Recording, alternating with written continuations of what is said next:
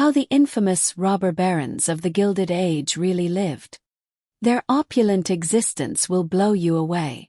HBO's glittering costume drama The Gilded Age shines a light on the lives and scandals of the upper circles of New York society in the late 19th century. The period that gives the show its name lasted from the 1870s to around 1900, and was a time of rapid economic growth that made the financial disparities between the American classes more stark than ever before. During the Gilded Age, the lucky elite climbed to levels of wealth never before seen, and they weren't afraid to flaunt it. William Backhouse Astor Jr., inflation-adjusted peak net worth, $1.3 billion. A born and bred New Yorker with a prestigious family pedigree, William Backhouse Astor Jr. was the patriarch of the American line of the illustrious Astor family for most of the Gilded Age. The origins of the family's wealth can be traced back to his grandfather John Jacob Astor. America's first multimillionaire, John had made his fortune in the fur trade during the late 18th and early 19th centuries, before moving into opium smuggling and real estate. On the death of his father in 1875, William inherited the equivalent of $1.3 billion in today's money.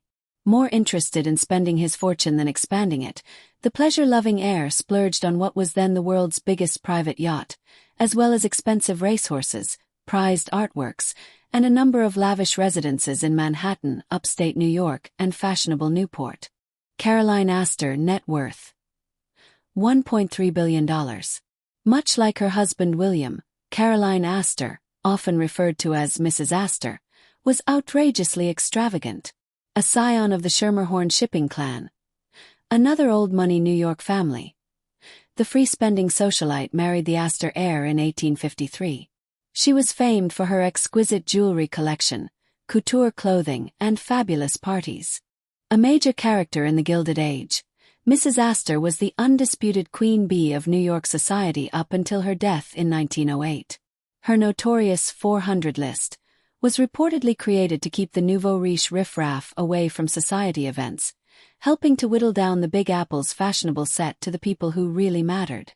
The infamous list was concocted with the help of Ward McAllister, the tastemaker and ubersnob who also features in the HBO show. William Kissam Vanderbilt net worth, $1.5 billion. Initially looked down upon by the more established families of the Gilded Age such as the Astors, the Vanderbilts were once considered to be vulgar new money. However, together with his wife Alva, William Kissam Vanderbilt helped to elevate the clan's social status to whole new heights. William was the grandson of Cornelius Vanderbilt, who had originally laid the foundations for the family's fortune with his railroad and shipping ventures earlier in the century.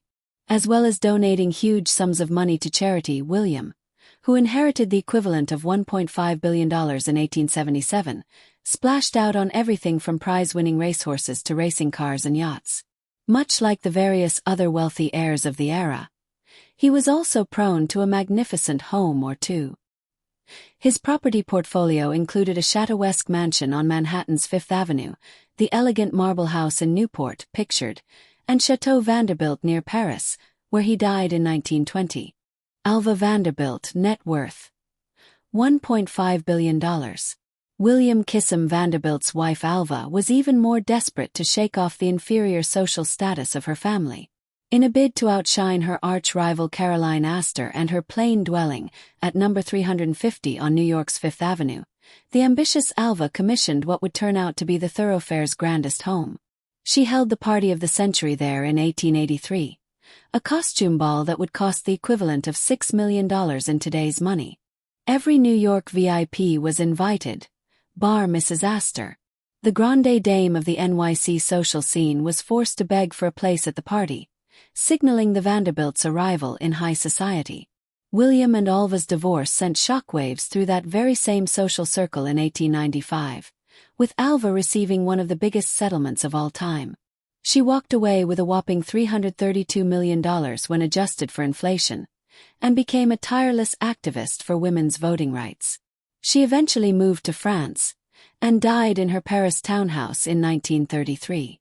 Cornelius Vanderbilt II net worth, $2.3 billion. The older brother of William, Cornelius Vanderbilt II, inherited $5 million from his grandfather Cornelius in 1877, followed by a further $70 million following his father's death in 1892. That's a grand total of $2.3 billion in today's money when adjusted for inflation. Not to be outdone by his ambitious younger sibling, the businessman also commissioned a breathtaking Chateauesque mansion all of his own on Fifth Avenue, with the property eventually becoming New York's largest ever private home. The mega home was completed in 1883 and was expanded further along the road in the 1890s, creating a palatial 130-room residence. Cornelius also oversaw the construction of the Breakers, pictured, one of Newport's most iconic villas. It was finished in 1895, but the heir didn't get to enjoy his retreat for very long, passing away just 4 years later. A major philanthropist as well as a lover of luxury, Vanderbilt had donated generously to various good causes throughout his lifetime. Despite these acts of kindness, he still left behind a hefty fortune of around $2 billion in today's money. John Jacob Astor IV net worth $4.3 billion. The youngest child of William and Caroline Astor, John Jacob Astor IV was deeply involved in the real estate side of the family business, alongside various other ventures and interests.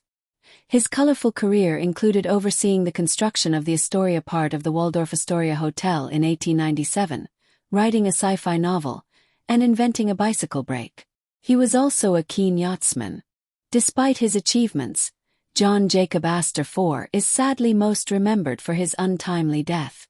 Along with around 1,500 other people, he drowned in the Titanic tragedy of 1912, having first ensured that his pregnant wife Madeline had safely boarded a lifeboat. With a fortune equivalent to $2.3 billion in today's money, Astor was widely considered to be one of the richest people in the world when he went down with the doomed ship. William Waldorf Astor net worth up to $4.6 billion. Another member of the Astor family who was prominent during the Gilded Age was John Jacob's cousin, William Waldorf Astor. William inherited $150 million to $4.6 billion in today's money, following his father's death in 1890. That same year, he got the ball rolling with the construction of the plush Waldorf Hotel. It was located slap-bang next to his Aunt Caroline's New York mansion, and sparked one of the Gilded Age's most bitter feuds. Mrs. Astor was furious that the hotel was overshadowing her residence. She eventually moved away, and her house was demolished to make way for the Astoria extension, but not before she had effectively banished her nephew and his wife Mary from New York society. William and Mary moved to England, where they snapped up the splendid Cliveden estate, pictured in Berkshire, as well as the historic Hever Castle in Kent. Most impressively of all, William was admitted into the ranks of the English aristocracy, and was made Viscount Astor 2 years before his death in 1919. William Randolph Hearst net worth $30 billion. The original media mogul William Randolph Hearst, who was the inspiration behind Orson Welles' Citizen Kane, took control of his first newspaper in 1887. He turned around the fortunes of the flagging San Francisco Examiner by featuring lurid, attention-grabbing stories, which the public lapped up. In no time at all, the press baron was acquiring newspapers left, right, and center. At the height of his publishing career, Hearst owned 28 newspapers and 18 magazines, and had a net worth equivalent to $30 billion today. It didn't stay that way, though. Hearst was a profligate spender, and thought nothing of spending obscene sums on his fantastical hilltop Hearst Castle in California, as well as splashing out around $1 million a year on antiques. This, coupled with the impact of the Great Depression, battered his finances.